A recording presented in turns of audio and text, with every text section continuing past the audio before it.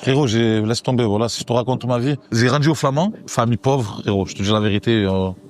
Tu vois, steak frites, pour nous, c'était vraiment du luxe, tu vois, c'est quoi. Tu sais, quand je mangeais un sandwich dehors, pourtant le sandwich, il était à, je crois, à 2,50 € à l'époque. Je mangeais un sandwich que vraiment quand un de mes oncles, tu as vu, genre une grande maison, tu as vu, qui restait un peu dans les quartiers et tout, qui venait, tu vois, il m'offrait à manger à moi et mon petit frère, tu vois. Sinon, c'est vrai que c'était rare, c'était de la galère, frérot, la galère. Après, je déménage à Font-Vert, c'est là que j'ai grandi, c'est là que j'ai, tu vois, j'ai pratiquement tout appris enfin, c'est là que les problèmes, ils ont commencé, en vrai, frérot. C'est parti.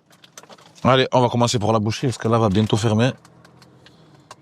Là, tu fais ça tous les jours. Tous les jours, Roger, 2 fois par jour. Vers 11h30 du matin. Et là, vers 16h ci, comme ça, au moins, elle reste fraîche, tu vois, c'est comme Roger. Le sandwich, frérot, c'est, là-bas, c'est la qualité. La viande fraîche, le pain frais.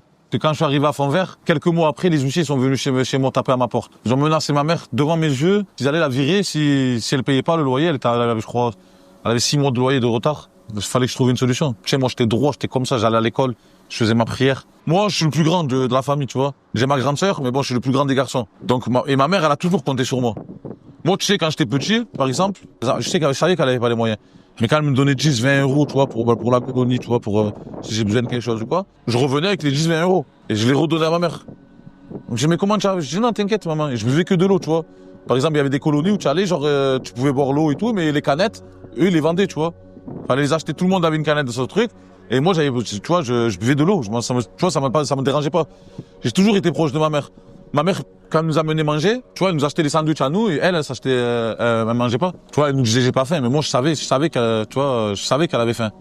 Ça veut dire que je mangeais la moitié, je faisais semblant que j'avais plus faim. Ma mère, elle me dit mange, je dis non maman, je vais le jeter de toute façon. Je mange-le et je lui donnais la moitié, tu vois, c'est quoi. J'ai toujours été vraiment proche de ma mère, tu vois. En fait, voir ma mère dans cet état-là, tu vois, c'est quoi. Ça m'a fait un électrochoc. Alors là, frérot, tu sais, c'est mon boucher préféré. Il s'appelle Boucherie Le Cercle. Et frérot, franchement, j'ai jamais été déçu, jamais, tu vois. Il a les meilleures merguez de Marseille, les gars. Salam alaikum, Moussama. Ça va, mon frérot? Salam, ça va? Tu vas bien? Salam alaikum, Dondo, ça va? Tu vas bien, les baisses? Alhamdulillah. Alors, ça va, mon frérot? Tu vas bien? Ça va, Tranquille, frérot? Impeccable? Ça va. Alhamdulillah, mon frère. Tellement l'habitude de commander chez lui qu'on s'appelle au téléphone maintenant, tu vois. Tout le monde à Marseille est ganté, en fait, chez lui. Eh oui, gros, ça reste comme ça ici, frérot. Faut prendre ses précautions, hein. Quand ma mère et les huissiers sont venus à la maison, 3-4 jours avant, bon, j'ai un grand du quartier qui était venu me voir, qui m'avait défauché 50 €. Frérot, c'était en 2005. 2005, 50 €, frérot, c'était des sous. Je dis, mais pourquoi tu me donnes ça et tout? Il me dit, parce que tu le mérites. Il me voyait tout le temps aller à la mosquée, aller à l'école. Mosquée, école, tu vois, jamais traîner dans le quartier. Ça m'a fait un électrochoc un peu, tu vois. Je dis, wow, c'est facile. Et je parlais un peu avec tu vois, les gens de mon quartier et tout, de mon âge et tout, qui charbonnaient et tout, et qui me disaient qu'eux, ils avaient pas jamais de problème d'argent. Tatati, tata, ceci, cela, tu vois, c'est quoi. Et moi, je sais que ma mère, elle galérait. Et du jour au lendemain, quand les huissiers sont venus, tu vois, déjà, avant ça, tu vois, c'est quoi, j'ai été tenté. Et quand il s'est passé ça, là, frérot, j'ai plus le choix, tu vois. Et tu as le côté petits fruits et légumes. J'ai fait les légumes, tu as les petites olives, tu vois, c'est quoi, comme, tu as les petites boissons si tu as envie de te rafraîchir. Et de vache qui rit. Vache qui rit. Ça, là, mon frère. C'est algérien ou quoi? Oussama. Merci mon frère, le Kalaoufé, comment ça va? À l'époque, frérot, si tu travaillais, frérot, tu étais fatigué, tu vois c'est quoi? Genre nous, quand on voyait les travailleurs aller travailler, se lever à 7h du matin pour aller travailler, on les voyait revenir en tenue de travail et tout, on disait, ah, regarde-moi, c'est fatigué. Pour même pas 50 €, frérot, c'est la journée, nous, frérot, on a gagné 200, 250 € par jour. On allait en boîte de nuit tous les week-ends, on allait en vacances, avec des 5 000 € chacun à l'âge de 16 ans. Tous les gens, tu vois, qui me clashent et tout, c'est que des gens qui travaillent pas. Ils savent pas c'est quoi le travail, Roser. On commence toujours par le début, frérot. Les boissons. ah, je suis. Les boissons. C'est l'été. Roger, frérot, j'ai une petite voiture, mon frère. Frérot, moi, je fais les courses tous les jours, j'ai pas le choix. Prendre du sopalin, il me reste que un rouleau. Oasis. Avant, ça n'existait pas, ça, tu vois. Tu vois, il y avait que ça, Oasis, voilà, et Orangina. Mais c'est vrai qu'à notre époque, frérot, c'était très très dur de trouver un travail. Hein. C'est pour ça que les gens, ils avaient pas le choix pour faire de l'argent, frérot. C'était, tu vois, tu devais te mettre dans la cage et vendre tes barrettes. Hein. Tu n'avais pas le choix, brother. Ça, après, il n'y avait pas que ça, tu vois. Il y en a qui faisaient les cartes bleues, il y en a qui arrachaient les vieilles. Ça se démerdait comme un... Frérot, c'était pas la même époque aussi, tu vois. C'était plus dur qu'aujourd'hui aussi, tu vois. Oh putain, il y a du monde, il m'a dit Sofiane. Hein. Merde. Il y a du monde au calage, les gars. Ouais, Sofiane. Ouais, y a du monde. Fais-les patienter, Sofiane. Voilà, j'ai pas le choix, là. Je suis en train de faire les courses. Dis-leur de patienter un petit peu. Tu fais vite.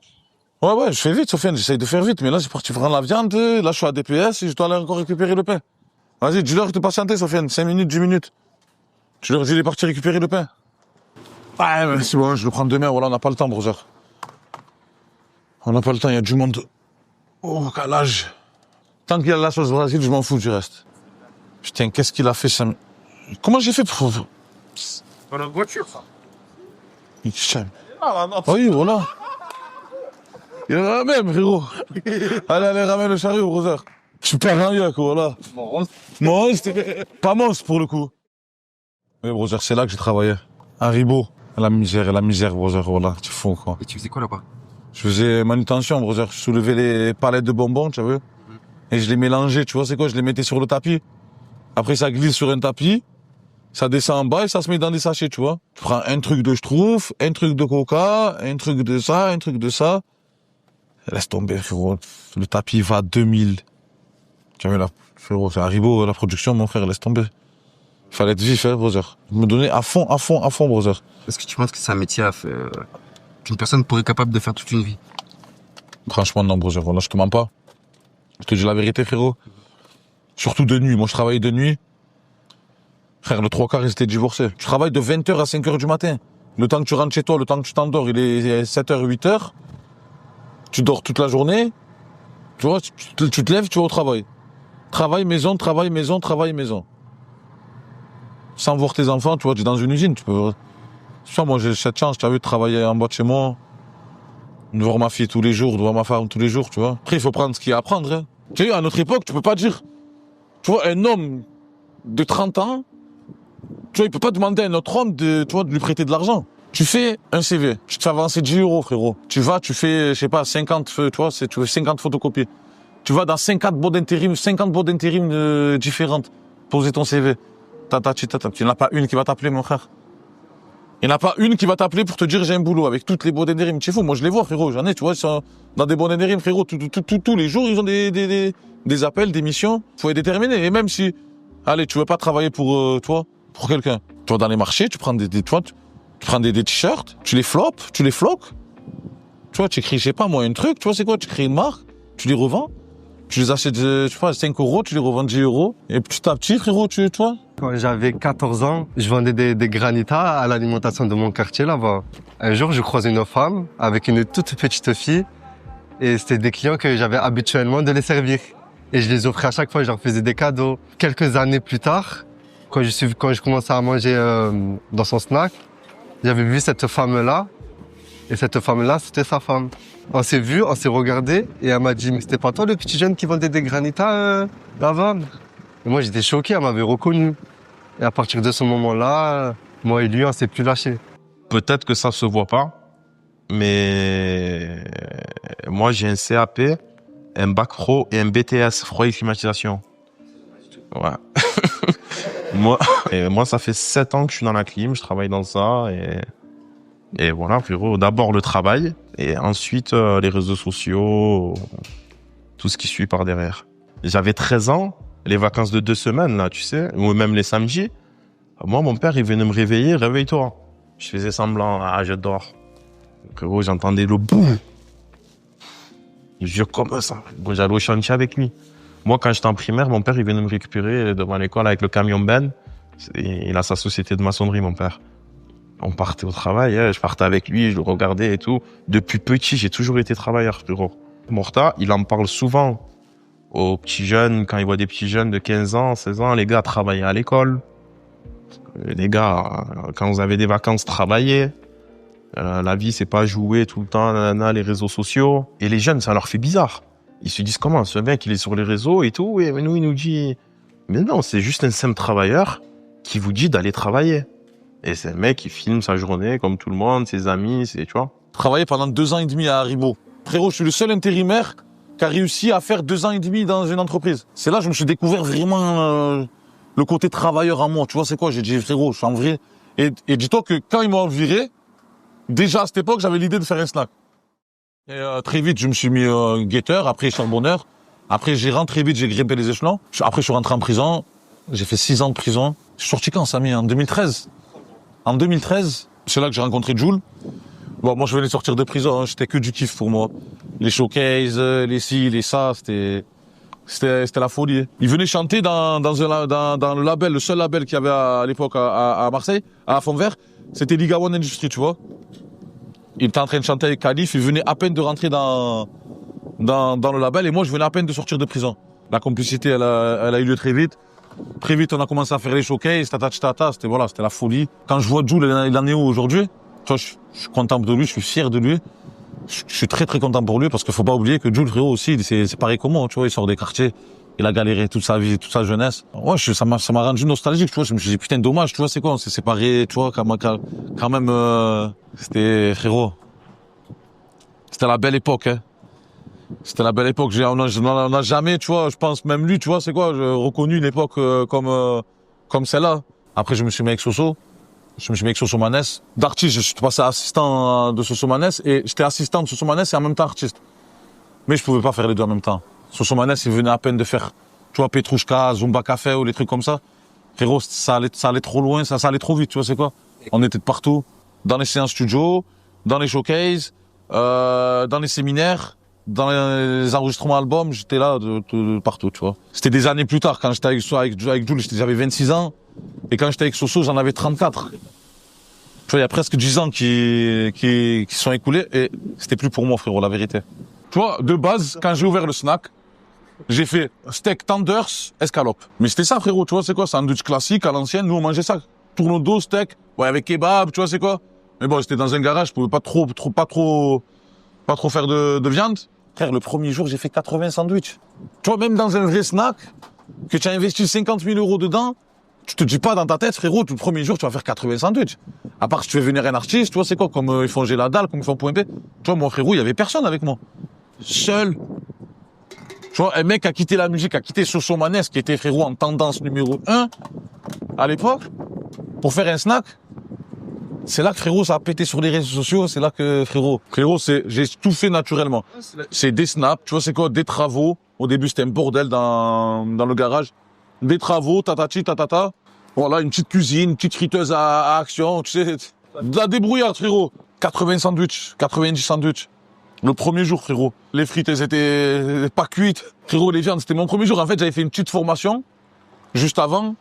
Et c'est un mec, tu as vu, genre, d'un snack, frérot, qui m'a montré, tu vois, comment, voilà, le pain, tu l'ouvres comme ça. Le steak, tu l'écrases pour que ça va plus vite. Tatati, tata. Mais comme j'avais 3 viandes, tu vois, c'était pas trop dur. Monstre, ouais, monstre. Après, doublement. Oh, l'OM, ils ont repris ça. T'as des grandes marques de chips, de je sais pas quoi. Ils ont repris ça sur TikTok. C'est ouf. Monstre, en fait, tu vois, c'est une expression marseillaise. Tu es un monstre, tu vois, ça a toujours existé. Tu es un monstre, nanana. J'ai gardé que le monstre, tu vois, et je l'ai crié. C'est ça qui a fait, et j'ai inventé le double monstre, triple monstre, nanani, nanana, tu vois, c'est des trucs que, je pense, que si je l'aurais pas fait moi, personne ne l'aurait fait, tu vois. Monstre, monstre, monstre, double monstre, triple monstre, triple monstre, triple monstre. Petit, il m'a parlé de la sauce Brésil. Sauce Brésil, t'as vu? En plus, voilà, je te mens pas, frérot. T'as vu, Soso Manès, il venait de faire Zumba Café. Tu vois, c'est quoi? Ça veut dire Brésil. Tout est aligné. Frérot, c'était, ce poulet Brésil, frérot, il était destiné pour que c'est moi qui le crée. Frérot, moi, j'étais en prison. Tu sais, moi, j'ai parlé d'une partie sombre de ma vie, mais c'est important. Tu vois, moi, j'avais un contenu qui faisait la sauce orange, on l'appelle. C'était un mélange de crème liquide et de sauce tomate. Non, sauce tomate et crème liquide. Et quand moi j'ai goûté la sauce Brésil au début, là, quand j'ai vu la texture et tout, ça m'a fait rappeler à cette sauce que je n'arrivais pas à refaire dehors parce que c'était mon contenu qui la faisait. Moi, j'ai jamais fait les plats, j'ai toujours fait des sandwichs moi dans ma vie. Au début, j'ai fait que le poulet et la sauce Brésil. J'ai mélangé, je suis parti au four juste à l'odeur, frérot, c'était une dinguerie. Laisse tomber mon frère. Après, j'ai décidé de rajouter la crème liquide et j'ai rajouté un petit truc que je l'appelle le petit truc du chef que je dirai jamais à part à mon fils un jour si j'en ai un. Même ma fille ne le saura pas. Ça restera dans la famille Amidou, ce secret-là, brother. La recette, elle est légale? Oui, brother, quand même. Et je te vais te dire, mon frère, il y a même un truc, le petit truc du chef en plus que je mets dedans, c'est un truc bénéfique pour le corps. Ça veut dire une fois, moi j'ai eu mal aux dents, j'ai mangé le poulet Brésil, Frérot, j'avais plus mal. C'est un ingrédient, je me suis renseigné. C'est un ingrédient que personne peut être allergique à ça, tu vois. Genre, ça veut dire que c'est un truc que j'ai le droit, tu vois, c'est quoi? Si un jour, tu vois, c'est quoi, on sait jamais. On veut, tu vois, me faire un contrôle, contrôler ce que je mets dans la sauce et tout. Je leur montrerai, tu vois, c'est quoi, y a pas de problème et ils verront même eux que, tu vois. Ça tombe bien, contrôle. Ah, je travaille pas aujourd'hui, je dois voir. À qui va un triple monstre? Ouais, c'est quoi? C'est poulet, Ouais. kebab et viande. Poulet, kebab, viande. Ah oui, banane. Et comment ça s'appelle? Et frérot, tu sais quoi? J'ai un truc qui me perturbe dans la tête, j'ai pas fait la rassure, mon frérot là. Je vais faire ma salade, je reviens de suite les brothers. Enfin, nous, on est une équipe, on fait tous la prière. Tu vois, malgré tout, les snaps qu'on fait, tout ce qu'on fait, mais on n'oublie pas la prière, tu vois. Très important chez nous, ça c'est très important. On enfile le tablier brothers. Aujourd'hui, on accueille tous les brothers du complexe. Qui travaillent au complexe. Le complexe, c'est une boîte de nuit qui se trouve à Aix-en-Provence. Qui m'ont invité ce samedi, on a mis le feu, frérot. Ça se transforme en showcase, le bordel. Ça va charbonner. Ça va charbonner, brothers. Les gars, le pain, s'il vous plaît. Nassim, sur le côté, t'es un monstre. Tu vois, le bon pain à l'ancienne, tu vois ce que je veux te dire, mon brother? Voilà, tu vois, c'est quoi? Le pain blanc. Le pain croustillant. Avant, je faisais pas la prière. Morta, il me prenait par le bras. Il me disait, frérot, viens, on va prier à la mosquée. Et quand j'étais avec lui, je partais à la mosquée prier et tout. Et il m'est arrivé un déclic dans ma vie où malheureusement, j'ai enterré un de mes meilleurs amis qui est décédé. Depuis ce jour-là, la prière, je la lâche pas, frérot. Et C'est une source, en fait. C'est une source, c'est ce qui nous remotive. Des fois, on a des coups de mou, on revient avec la prière. Tu vois, c'est un truc en plus. Et ça, je le ressens en moi. C'est une énergie, en fait. Monstre. Et merci la zone zère. Les gens, ils ont entendu que j'ouvrais un snack. T'imagines, c'est ouf. J'ai quitté Sosomanes, tu vois, qui était proche de Joule, qui était proche de grandes stars, frérot, que lui-même était une grande star, pour ouvrir un snack dans un garage. Du comment ça se fait que les gens, ils jalousent de ça, tu vois, c'est quoi? J'essaye d'être un bon musulman, tu vois, c'est quoi? Et le 3/4, c'est des musulmans qui me font ça, tu vois. Je me dis, frérot, on est croyants. Tu vois, dans notre religion, frérot, on sait très bien que, tu vois, il y en a qu'un, frérot, qui donne, frérot, c'est lui d'en haut. Ton Seigneur, il me donne, et toi, tu jalouses. Au lieu de demander à ton Seigneur, de dire, machallah, frérot, tu vois, c'est quand même, tu vois, c'est quoi, tu vois, en tant que musulman, frérot, tous les musulmans sur la terre le savent, frérot, Allah, tu vois, notre Seigneur, c'est notre Seigneur, mon frère. Qui de plus puissant que notre Seigneur, frérot? Ah, frérot, alhamdoulilah, j'ai ouvert un snack, mon frère, dans un garage, frérot, je sors. Pourquoi vous jalousez? Pourquoi? C'est quoi le problème, en fait? C'est quoi le problème? Tu vois, je suis un mec bien, moi, frérot. Tu vois, je le sais, frérot, je suis pas quelqu'un de parfait. Tu vois, mais je suis un mec bien, je suis un mec qui a du cœur. Tu vois, à part vendre le shit dans ma vie, frérot, tu vois, j'ai jamais fait de mal à qui que ce soit. Frérot, je vais pas, c'est 35 ans, mon frère. Tu vois, à 20 ans, 25 ans, je t'aurais dit, ouais, tu vois, le quartier, mais frérot. Tu vois, nos parents, frérot, quand ils sont venus ici, ils étaient en galère. Tu vois, nous, maintenant qu'on peut partir encore dans des endroits meilleurs, frérot, faut partir un jour ou l'autre, hein. Faut savoir quitter son nid. Tu sais, comme je dis tout le temps, j'habite à Marseille, je suis Marseillais, fier de l'être. Tu vois, mais je représente pas Marseille, je représente toute la France entière. Tu vois, c'est quoi, brother? Ouais. C'est comme ça, hein.